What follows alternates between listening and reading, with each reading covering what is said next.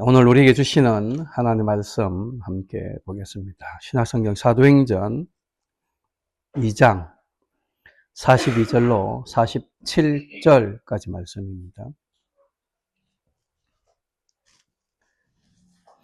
사도행전 2장 42절로 47절까지 말씀, 하나님의 말씀이 이렇게 기록되었습니다.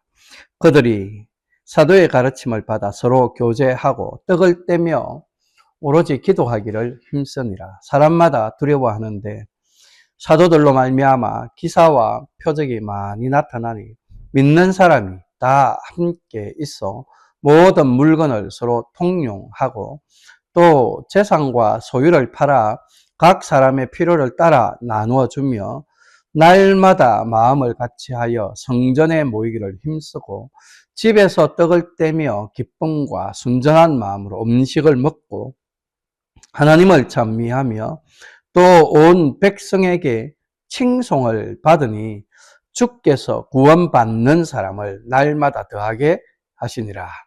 아멘.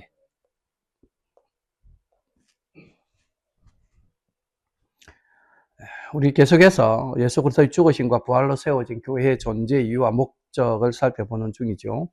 이것은 교회의 사명이 무엇인가를 확인하는 것인데, 이를 통해서 우리 고람데오 장로교회, 개혁 장로교회가 이 시대에 개척되어 존재해야 하는 이유를 알고 또 이 세상 속에서 우리 고람데오 개혁 장로교회가 감당해야 할 사명이 무엇인지를 분명히 알기 위해서입니다. 지난 5주 동안 그것 때문에 그 내용들을 좀 살펴보는 거죠. 본질적인 교회의 사명은 세 가지로 말씀드렸습니다. 하나님의 나라를 이 세상에 보여주는 것, 또 교회가 하나님의 집과 성전으로 이 세상에 드러나는 것, 그리고 참되고 영원하고 절대적 진리이신 예수 그리스도의 위대함과 영광을 세상에 증거하는 것, 이것이 교회의 본질적 사명입니다. 이 세 가지. 이 사명 세 가지를 이루기 위해서 교회가 구체적으로 해야 되는 것, 그것은 이제 이미 우리가 두 가지를 살펴보았죠. 첫 번째 뭐라고 했습니다? 하나님을 경배하는 것. 다른 말로 표현하면 예배라고 했습니다. 하나님을 예배하는 것. 그리고 지난주일에는 그 하나님 나라의 원리인 섬김을 실천하는 것. 그래서 예배는 교회의 사명이고 섬김도 교회의 사명이다 라고 그렇게 말할 수 있다. 사명은 세 가지지만 그 사명을 이루는데 이런 방법들이 실천되어야 된다. 그러니 이것도 결국은 사명이다. 이렇게 말할 수 있다는 거죠. 하나님은 지금도 참되게 예배하는 자를 찾고 계시죠. 그러므로 성도는 진리의 성령께서 가르치고 인도하는 대로 하나님의 아들이시며 참되고 영원하며 절대적 진리이신 예수 그리스도를 믿는 일과 아는 일에 하나 되어 예수 그리스도의 장성한 분량이 충만한 데까지 이르는 그런 사람이 온전한 사람. 그 온전한 사람으로 교회가 세상에 드러나야 돼요. 교회는 그렇게 보여져요. 그럴 뿐만 아니라 참되고 영원한 진리이신 예수 그리스도 안에서 예수 그리스도를 통하여 예수 그리스도와 함께 예배하는 자, 그 진리 안에서 예배하는 자로 또 드러나야 돼요. 이것이 그렇게 보여지기 위해서는 또 구체적으로 하나님이 명령하셨고 예수님이 새롭게 명령하신 대로 하나님 사랑하고 이웃 사랑하는 우리의 삶이 그렇게 돼요. 그게 진리로 예배하는. 그 삶 전체를, 그게 예배니까. 그 삶이 예배입니다. 사도 바울이 이야기하는 거죠. 삶으로 예배드리는. 그 예배의 삶을 하나님께 올려드리는. 그리할 때 우리는 성령 안에서 진리 안에서 예배하는 자로, 그걸 줄이면 참된 예배자로 세상에 드러납니다. 또 교회는 하나님 나라의 원리와 이 세상 나라들의 원리가 어떻게 구별되고 완전히 다른가 하는 것도 보여줘야 되는데, 그래서 하나님 나라는 섬김의 원리를 따르는 곳이다라는 사실을 우리의 교회된 모습을 보여줘야 된다. 이게 지난주 이야기인 거죠. 예수님은 그 하나님 나라의 원리인 섬김을 가르치기 위하여 이 세상에 구원자로 오셨고 메시아로 오셨고 그리스도로 오셨음에도 불구하고 왕으로 오셨습니다. 이 말을 왜 하느냐 하면 섬김을 받아 마땅한 분이시다라는 걸 나타내요. 그런 분임에도 불구하고 섬김을 받지 아니하고 도리어 백성을 섬겨주죠. 어떻게 섬깁니까? 예수님 어떻게 섬겼다고 했어요, 지난주일에? 자기 목숨을 많은 사람들의 대속물로 내어주기까지 섬긴 거예요. 그 섬김은 우리도 섬기는 거고 하나님 아버지도 섬기는 거예요.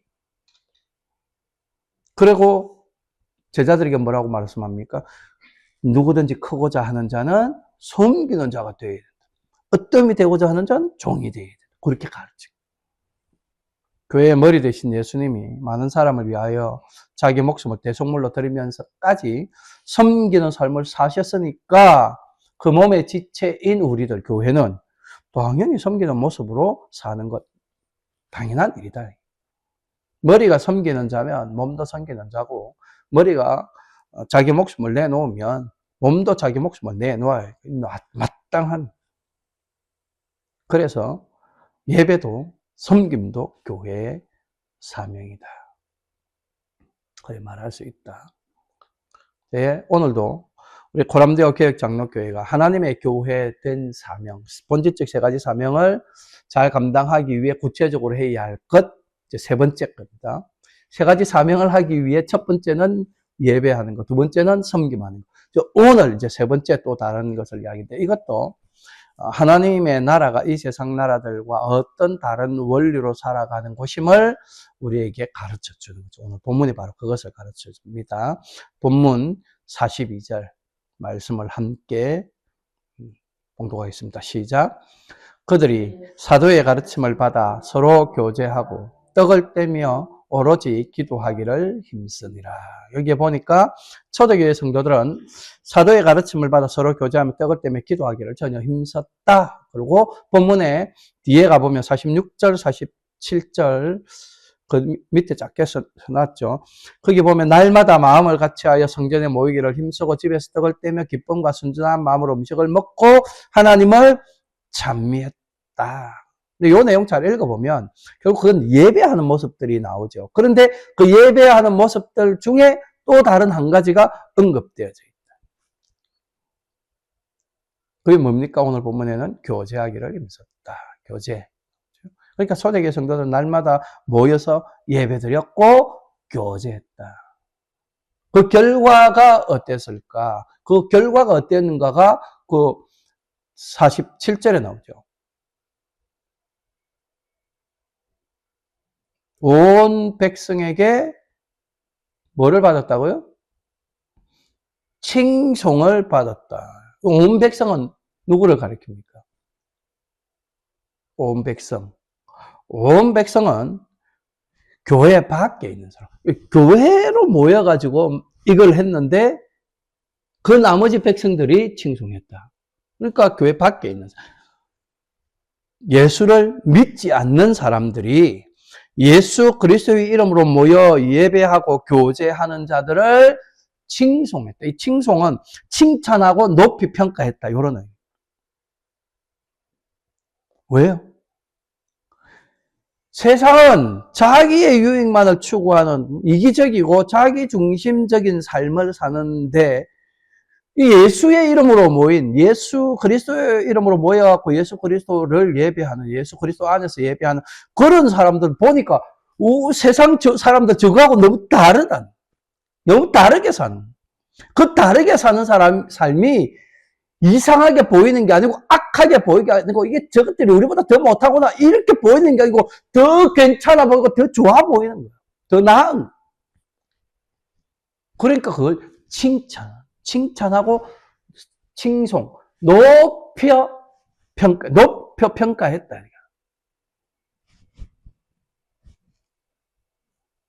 그 세상 사람들과 어떻게 다른 삶이냐? 예배하는 삶이었고 교제하는 삶이었다. 이게 알 수 있는 게 뭡니까? 초대교회 성도들은 모이면 예배하고 모이면 교제했다. 그렇게 예배와 교제를 통해 교회가 온 백성의 칭송을 받고 온 세상 사람들로부터 칭찬과 높은 평가를 받게 되니 하나님께서 그 교회에 구원받는 사람을 날마다 더하게 하셨다. 2장의 끝 부분이 이렇게 말. 하나님의 나라가 그렇게 확장되어져 갖고 또 그렇게 이 세상 나라들과 하나님의 나라가 어떻게 다른가가 또 증거되는 거잖아요. 그렇게 증거돼요. 그 사명을 감당하고 있는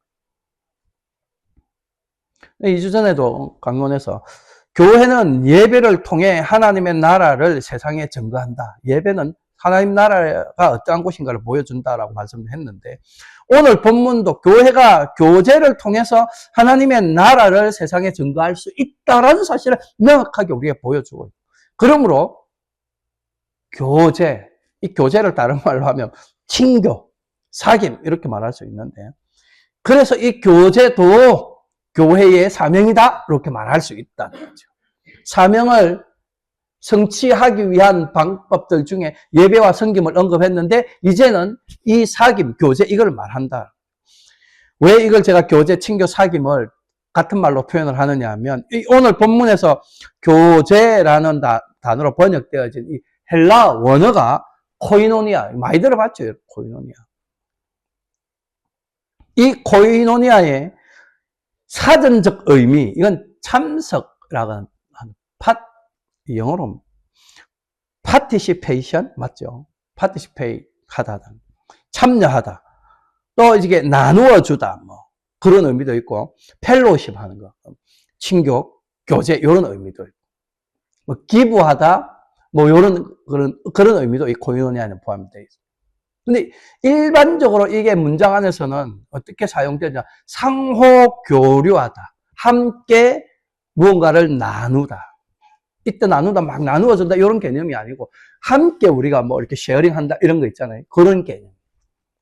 이 코이노니아, 요런 의미. 그래서 요 단어가 신약 성경 안에 굉장히 많이 여러 번 나타납니다. 한 20몇 번, 30번 가까이 나타나는데, 그 단어가 요한 1서 1장에는, 그 뒤에 페이지에 성경을 써놨는데요.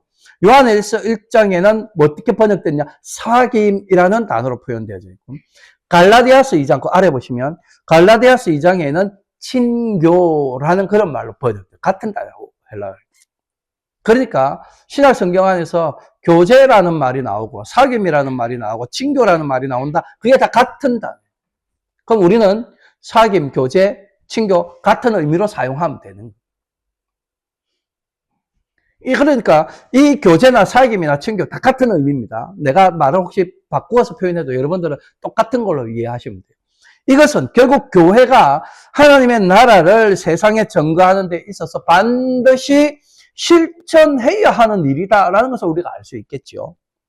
자, 그런데 이 코이노니아는 두 가지 개념으로 이해돼야 돼요. 이 사귐, 친교, 교제는 두 가지 개념. 하나는 하나님과의 교제를 나타내는 수직적 사귐, 수직적 교제, 수직적 친교.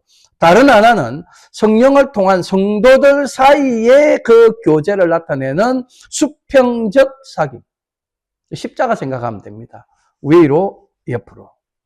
요 두 가지가 다 있을 때, 그때 그것을 참된 교제, 참된 사귐, 참된 친교라고 말할 수 있다.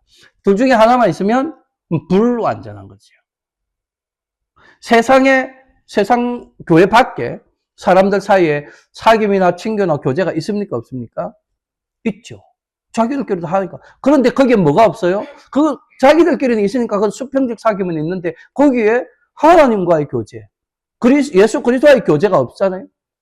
수직적 사귐, 교제, 친교는 없으니까 그건 완전한 게 아니에요. 근데 교회 안에서 이런 사귐과 교제를 하는데 수직적 관계만 한다? 그럼 불완전한 거죠. 수평적인 것만 있다? 불완전한 거죠. 이 두 가지가 반드시 함께 있어요.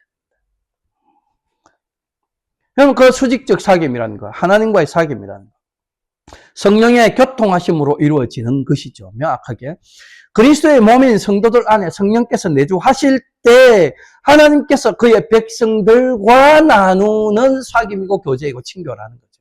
그래서 예수님은 이 진리에 대하여 요한복음 14장에서 그날에는 내가 아버지 안에, 너희가 내 안에, 내가 너희 안에 있을 것을 너희가 알리라 라고 그렇게 표현했다는 거죠. 이걸 수직적 사귐으로 표현하는 거죠. 이런 또 예수님의 가르침을 받아 사도 바울은 로마서 8장에서 밑에 보면 나오죠. 예수를 죽은 자 가운데서 살리신 이의 영이 너희 안에 거하시면 그리스도 예수를 죽은 자 가운데서 살리신 이가 너희 안에 거하시는 그의 영으로 말미암아 너희 죽을 몸도 살리리라. 우리가 그리스도의 영으로 하나님의 영으로 이렇게 함께 거한다. 함께 쉐어한다. 함께 교제한다. 이런 식의 가르쳤다. 하나님의 영이신 성령이 우리 안에 임하시면 하나님이 예수님 안에 거하시고 예수님이 하나님 안에 거하시듯 우리 안에 누가 거하셔요? 하나님이 거하시고 예수님이 거하시고 우리가 또한 하나님 안에 거하고 예수님 안에 거하는 것 이것을 우리가 깨닫게 돼요. 그 알게 하시는 분이 성령입니다.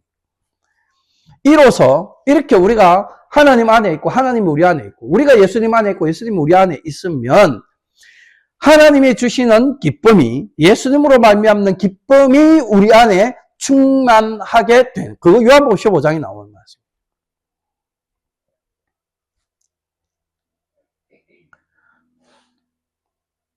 또한 예수 그리스도로 말미암는 생명이 우리 안에 있는 그걸 우리가 깨닫게 돼요. 그리스도 예수의 성품과 마음이 하나님의 성품과 뜻이 우리 안에 심겨져서 하나님의 뜻을 이루고자 하는 그런 소원을 가지고 그 일들에 우리가 더 열심하게 된다. 빌립보서 2장이 그 이야기야. 요한복음 15장, 고린도전서 13장, 빌립보서 2장 다 이런 이야기를 그 안에 지금 다 나와. 바로 이것이 성령의 교통하심으로 말미암아 하나님과 성도가 상호 교류하며 서로의 삶에 참여하는 교제이고 사귐이고 친교다. 성경은 우리에게 그렇게 가르쳐. 이게 수직적 사귐에 관한. 수평적 사귐. 이것은 수직적 사귐을 근거로 해서 이 수직적이 이게 먼저 돼야 됩니다. 이것을 근거로 해서 성령을 통하여 성도들 상호 간에 이루어지는 것. 그러니까 성령이 우리 안에 거하심으로써 나타나는 것, 하나님과의 관계가 이 사귐이 이루어지고 예수 그리스도의 사귐이 이루어지는 이게 되어질 때 우리 각자가 하나님과 그게 되어질 때 그 다음에 자연스럽게 이어지는 게 뭐예요?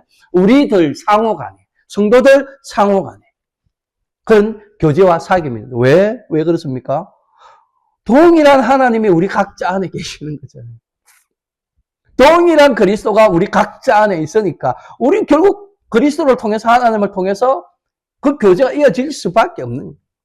그래서 그리스도의 몸인 지체들, 우리 성도들이 성령과 그리스도로 말미암아 서로 간에 함께 이 사귐을 나누게 되는, 이 삶을 함께 나누게 되는 거예요. 예수님은 이 진리를 요한복음 17장에서 이는 우리가 하나 된 것 같이 그들도 하나가 되게 하려 함이니이다. 이렇게 딱 말씀합니다. 우리가 하나를 뗄 때 이때 우리는 누구를 가리킵니까? 성부, 성자, 성령. 그 우리가 하나이다. 세 분의 한 하나님이듯 그들도 이때 그들은 누구예요? 우리들이죠. 예수님의 제자들. 하나님 나라의 백성. 그들도 어떻게 하나가 되게 하란다. 이렇게 딱 명확하게 말. 이걸 삶을 함께 나누는 거잖아요. 함께 살아가는 거. 한 몸이니까. 그걸 바울 사도가 고린도전서 12장에서는 우리가 유대인이나 헬라인이나 종이나 자유이나 다 한 성령으로 세례를 받아 어떻게 됐다고요? 한 몸이 되었고 또 한 성령을 마시게 하셨느니라. 한 몸이 되었다 이 말 무슨 말이에요? 함께 살아간다. 삶을 함께 나눈다. 삶에 함께 참여한다. 딱 그 말이죠. 아까 코이노니아가 그 말이라고 했죠. 참여한다. 함께 나눈다. 예수 그리스도의 죽으심과 부활로 구원받은 성도는 그 출심대경이 어떠하든지 상관없이 한 성령으로 세례를 받아 한 몸이 되었고 성부와 성자와 성령이 하나이듯 우리 성도들도 하나 된 존재다. 몸이 하나요 성령이 한 분이시다. 교회는 부르심의 한 소망 안에서 부름받은 자들이다. 에베소서 4장에서 명확하게 그렇게 말씀하죠.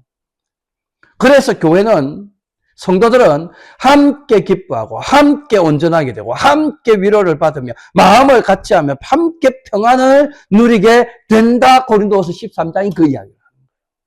다 함께. 바로 이것이 성령 안에서 성도들이 상호 교류하며 서로의 삶에 참여하는 교제이고 친교이고 사귑니다.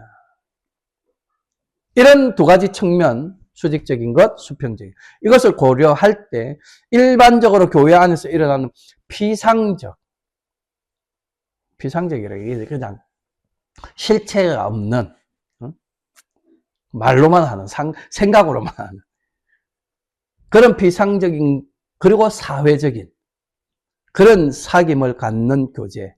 사회적이란 말은 이 세상에서 일반적으로 하는 그런 교제, 그런 사귐, 그런 친교는 코이노니아라고 말할 수 없다. 왜? 그 수평적인 것밖에 없으니까. 마음에 맞는 사람들끼리만 모여서 되고. 여러분, 우리가 이미 교회 생활하는 동안 이거 얼마나 많이 경험했어요. 많이 봤잖아요. 마음에 맞는 사람 저것끼리만 모여서 밥 먹고, 저것끼리만 커피 마시고, 자기들끼리만 밥 먹으러 어디 다니고, 대화하고, 무슨 취미생활도 자기들끼리만 하고.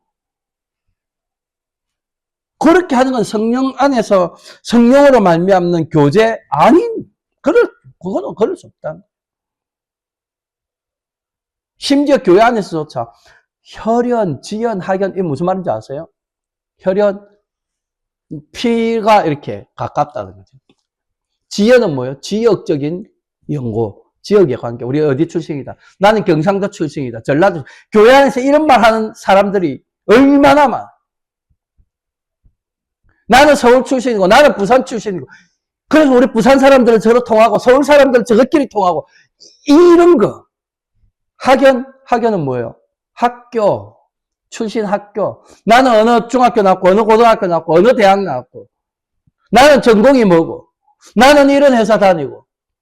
넌 내하고 같은, 이런 거에 따라 어울리고, 교제하고 사귀고. 교회 안에서 그런 거, 그건 비난받아야 되는 거예요. 왜?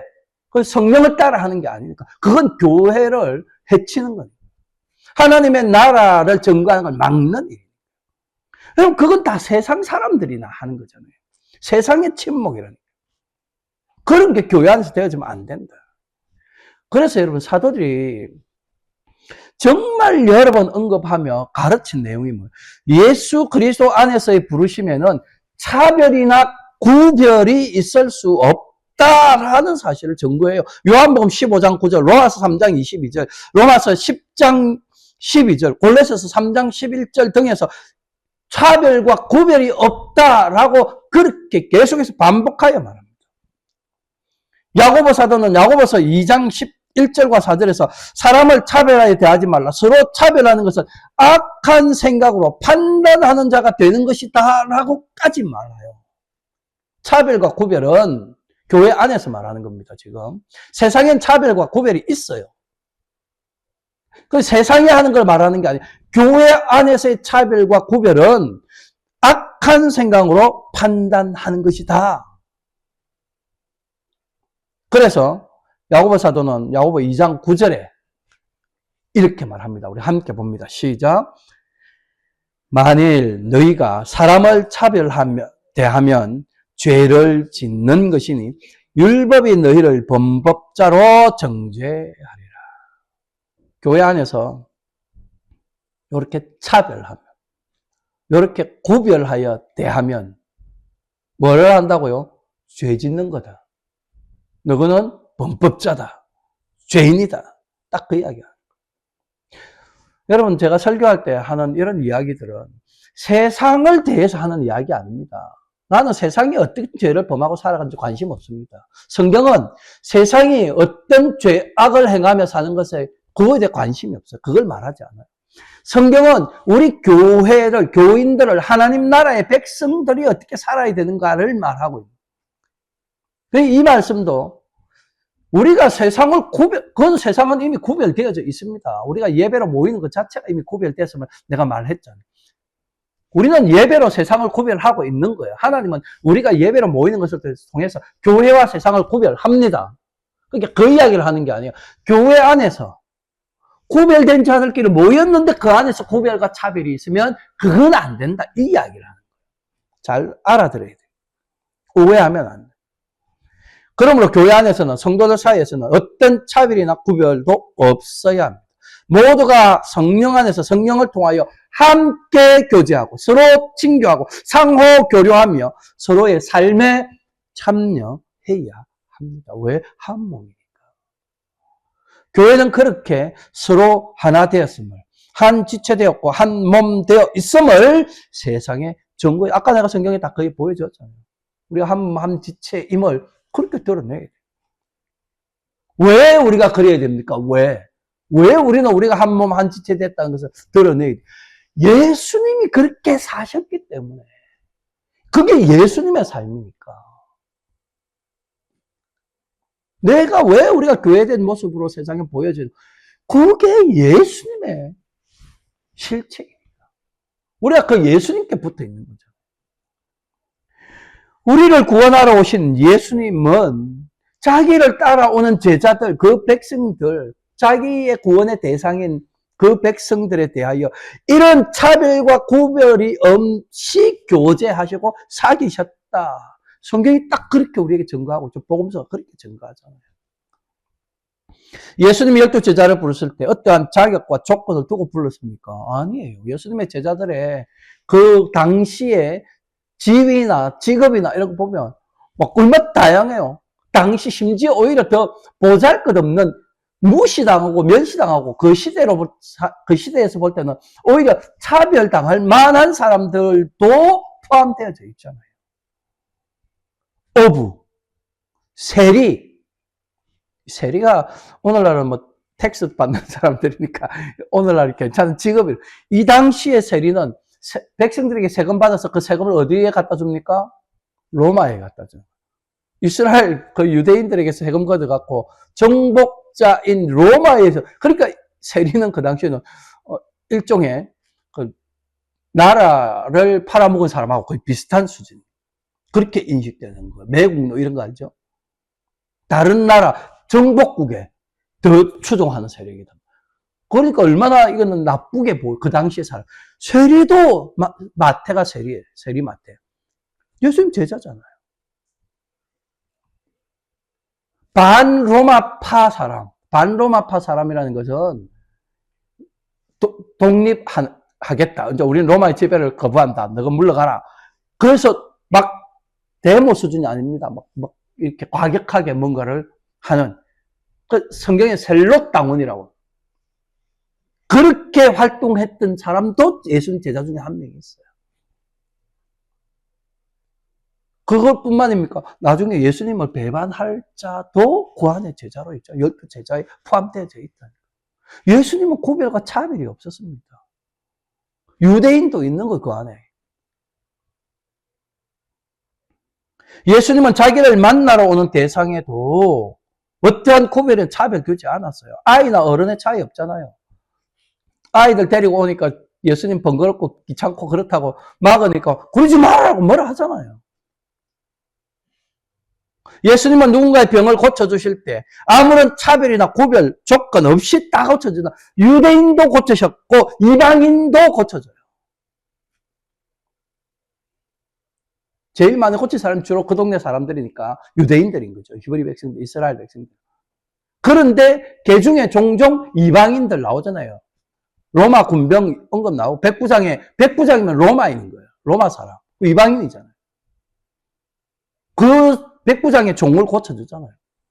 백부장의 종이라면 이제 이래 되면 이방인의 종이니까 부하니까 그 얼마나 계급이 낮아요. 그런데 그런 사람만 고쳐준 게 아니고 회당장 야이로의 딸도 고쳐줘. 회당장은 유대 그 시대의 종교 지도자예요. 높은 사람이에요. 지위가. 그 집의 사람도 고쳐줘요. 눈먼 자도 고치시고 안전뱅이도 고치시고 귀신 들린 자도 고치고 문둥병자도 고쳐주시고.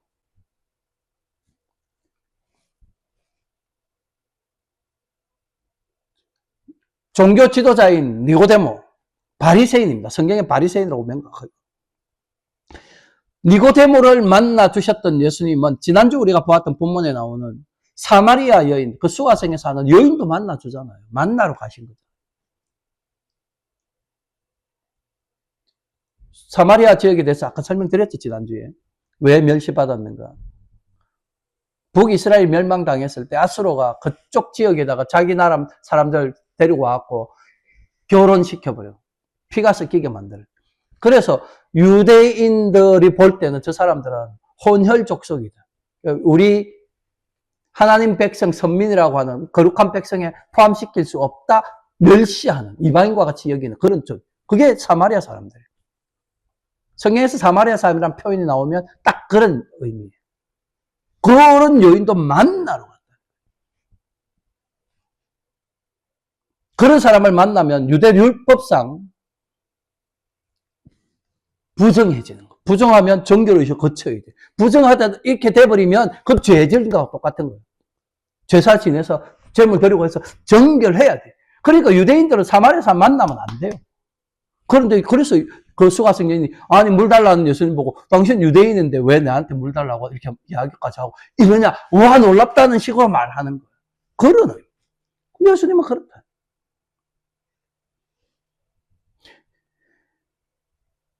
예수님은 스스로 의롭다 하는 자들이나 스스로 죄인이나 하는 자들도 구별 없이 만나시고 가르쳤어요. 누구에게나 사랑을 베푸셨고 모든 사람에게 구원의 은덕을 베푸셨습니다. 이것이 예수님의 삶이었고 이것이 예수님의 교제였고 친교였고 사기입니다. 그러니 그 몸된 교회, 그 교회를 이루고 있는 성도들도 그런 차별 구별 없이 오직 성령 안에서 성령을 통하여 함께 교제하고 서로 친교하고 상호 교류하며 서로의 삶에 참여하는 사귐을 나누어야 돼요. 교회 안에서 그래야 세상과 구별되는 거예요. 그래서 오늘 본문은 그런 참된 교제, 참된 사귐이 어떠해야 되는가를 우리에게 구체적으로 보여주는데 이런 수적적인 사귐과 수평적인 사귐이 잘 조화를 이룬 사귐은 특별한 일체감, 목적의 단일성, 폭넓은 사랑의 실천, 상호 간의 관심이 동반되는 것이다 라는 사실을 오늘 본문에서 쭉 써놨어요. 쭉 나열을 해놨다. 따라서 우리 고람대와 교역장로교회가 성령 안에서 성령을 통하여 온전한 코이노니아를 하기 위해서는 다음과 같은 것들이 일치되도록 힘써야 하는데 첫 번째는 신앙이 같아야 한다. 신앙이 다르면 엄밀한 의미에서 온전한 교제가 성립되지 못하기 때문이죠.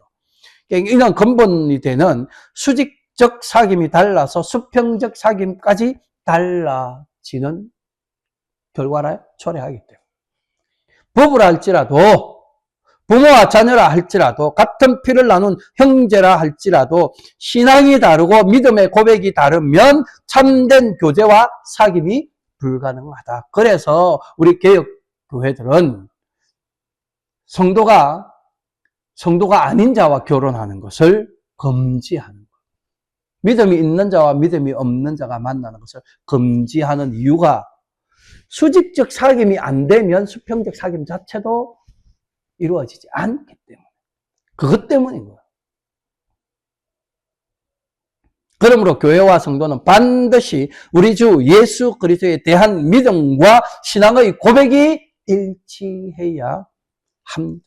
그래서 가족은 같은 교회를 다녀야 돼요. 지역적으로 막 멀리 떨어져 있으면 어쩔 수 없는 거지. 이 지역, 이때만 말하면 미국 같은 경우는 뭐 주가 달라져 버리면 그건 정말 어렵겠죠. 그런 피치 못할 한국과 미국에 살아서 막 그렇게 되면 어쩔 수 없는 거죠. 그렇지 않고 같은 근처에 살고 있으면 같은 교회를, 같은 신앙, 같은 믿음이어야 되겠다.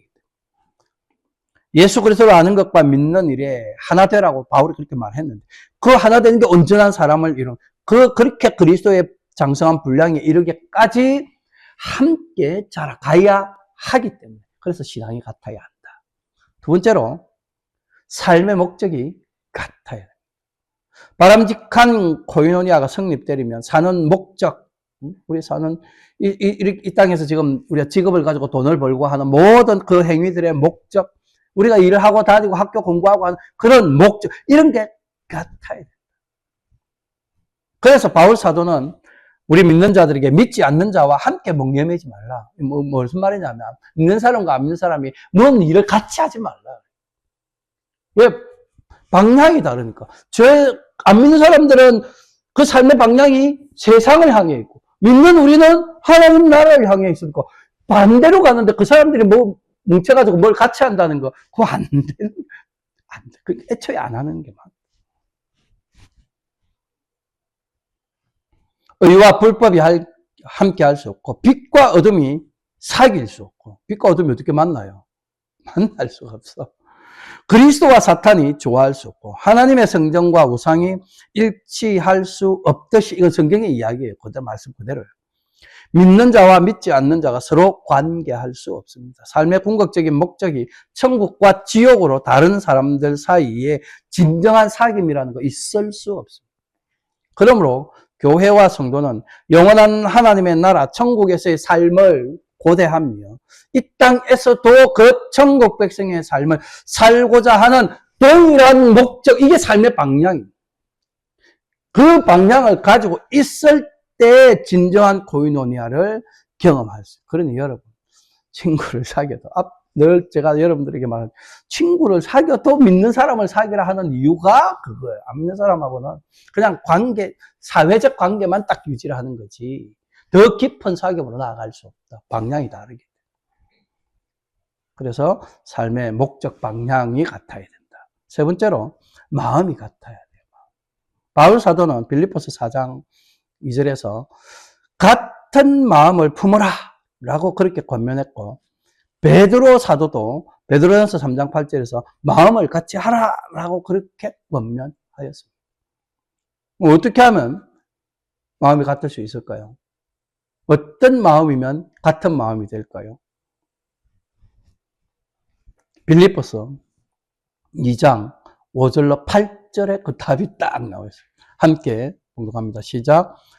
너희 안에 이 마음을 품으라. 곧 그리스도 예수의 마음이니 그는 근본 하나님의 본체시나 하나님과 동등됨을 취할 것으로 여기지 아니하시고 오히려 자기를 비워 종의 형체를 가지사 사람들과 같이 되셨고 사람의 모양으로 자기를 나타나사 자기를 낮추시고 죽기까지 복종하셨으니 곧 십자가에 죽으십니다. 우리의 마음이 어떻게 하면 같아진다고요? 예수의 마음을 품어라. 그리스도 예수의 마음을 품어. 그럼 다, 나도 그리스도의 마음, 여러분들도 그리스도의 마음을 딱 가지면 우리 다 같은 마음입니다. 마음을 같이 하라 이 말이에요. 그래서 사도 바울, 베드로, 사도들이 이렇게 교훈하는. 그렇게 예수의 마음을 품으면 어떻게 됩니까? 6절, 7절, 8절 딱 언급하는 대로 돼요. 이건 겸손한 모습의 예수님이잖아요.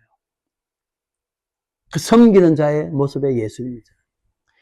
그래서 예수의 마음을 품으면 겸손해서 서로 섬기며 서로 섬기려고 하는, 그 서로를 섬기고자 하는 마음 자체가 같은 마음, 한 마음.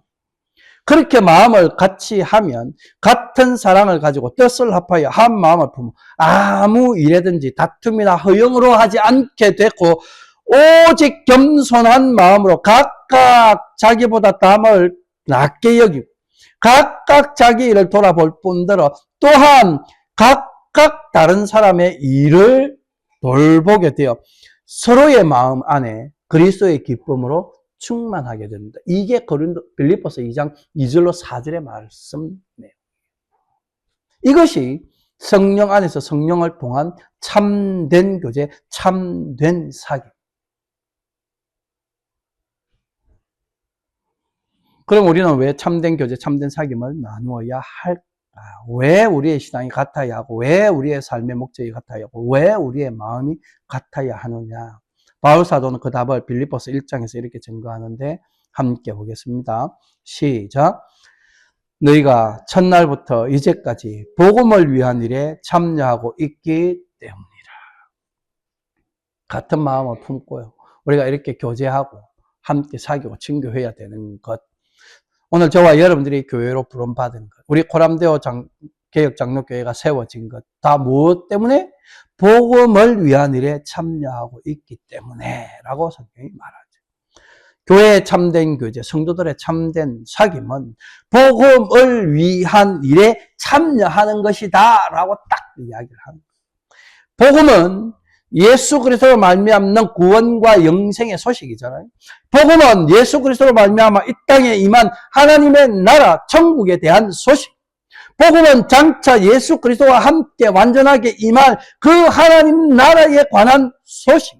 그 복음이 전거되고 그 복음이 전파되는 일에 참여하는 것이 바로 교회와 성도들의 교제이고 사귐이고 친교다라고 지금 그렇게 얘기해요.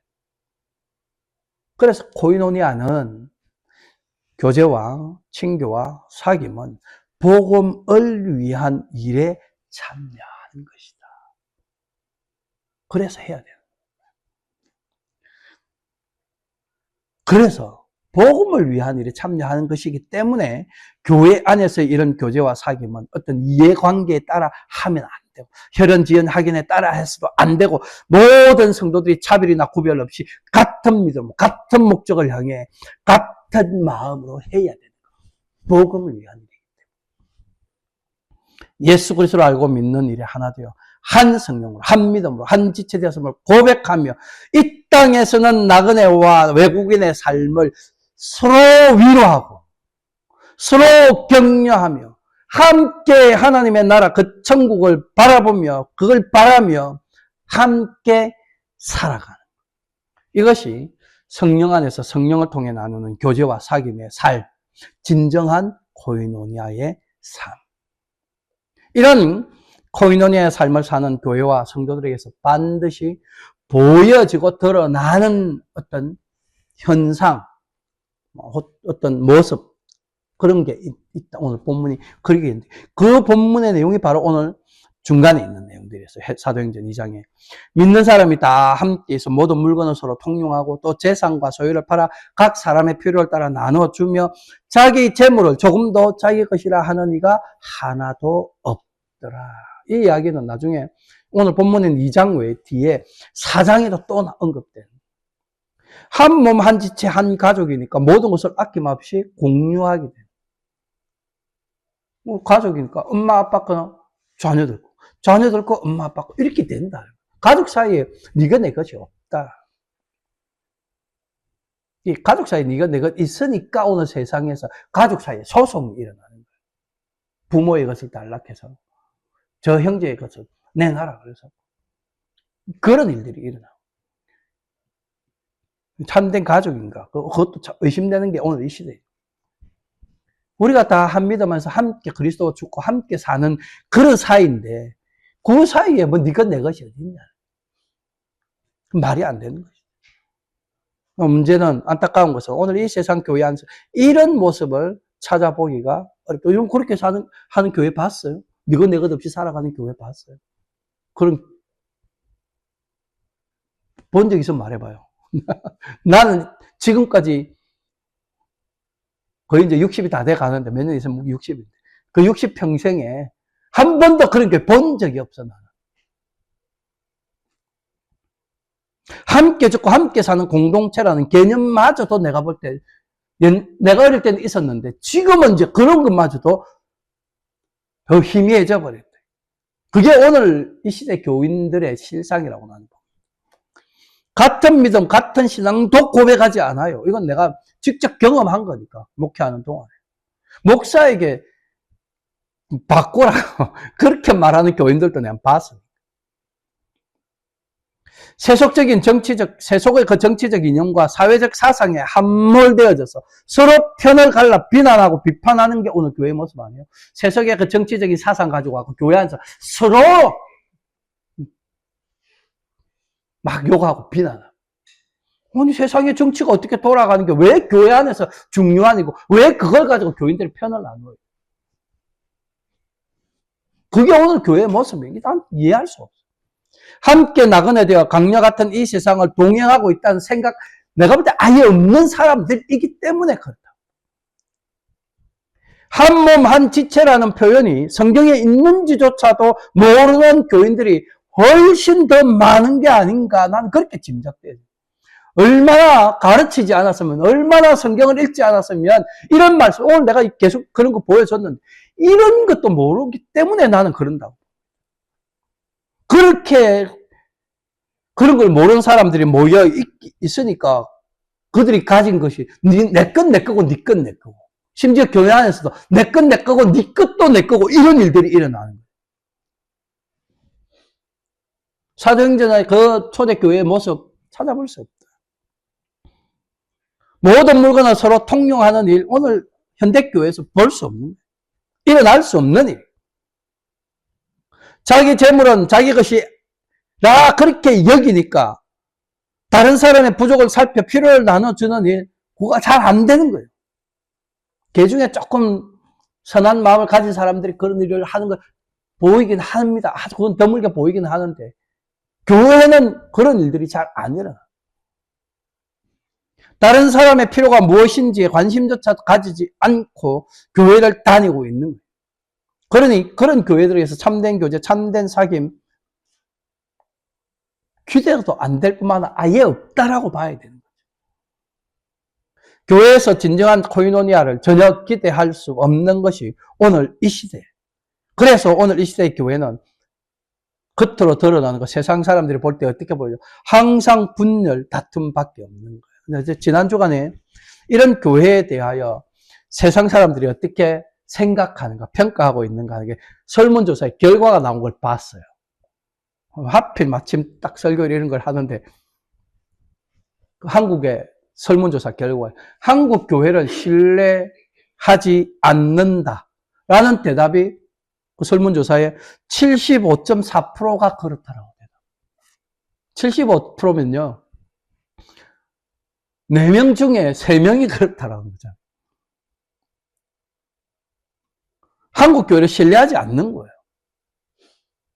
한국 교회 믿을 수 없고, 그 교인들 믿을 수 없는 존재다, 딱 선언하는 거하고 똑같은 거예요. 이런 교회들이 그리스도의 복음을 전파하면 이런 생각을 가지고 있는 사람들이 그걸 좋게 받아들이겠어요? 예수 믿는다는 것들이 저렇게 신뢰할 수 없는데 그 예수를 어떻게 믿겠어요? 이런 교회들이 전하는 것을 세상이 과연 복된 소식, 복음이란 말이 복된 소식, 그렇게 복음으로 인식하겠어요? 안 하는 거지. 그 말은 무슨 말이에요? 그러면 오늘 이 시대 교회들은, 그런 지금 평가를 받고 있는 그 교회들은 복음을 위한 일에 참여하는 것입니까? 안 하는 것이에요. 복음을 위한 일에 방해가 되고 있는 거죠, 지금. 하나님의 나라를 세상에 증거하지 못하고 있는 거죠. 그럼 교회 본질적 사명이 그건데 그걸 못하고 있는 거예요. 우리는 그걸 교회라고 말할 수 있겠냐. 그러므로 우리 코람데오 개혁장로교회는 오늘 이 시대 교회의 전체를 따르면 안 되는 거예요. 대밟으면 안 되는 거예요. 그들이 가고 있는 길을 쫓아가면 안 된다는 거예요. 우리는 초대교회 성도들처럼 사도의 가르침을 받아 서로 교제하기를 힘써야 되고, 집에서 함께 떡을 떼며 오로지 기도하기를 힘써야 돼요. 날마다 마음을 같이 해야 되고, 성전에 모이기를 힘써야 되고, 기쁨과 순전한 마음으로 함께 식사하고, 함께 하나님을 찬양하고, 한 마음 한 뜻이 되어 온 마음과 힘을 다해 예배하기를 힘써야 돼요. 예수님처럼 누구에게나 차별과 고별이 없는 사랑과 섬김을 우리는 서로 간에 베풀어야 돼요. 물론 이거 우리의 의지나 우리의 결단이나 우리의 노력으로 되어지는 일은 아닙니다. 하나님께서 우리에게 은혜를 베푸시고 믿음을 더해 주셔야 가능한 일이죠. 성령이 임하시고 성령께서 우리를 이끄시고 인도해 주실 때에나 가능한 일.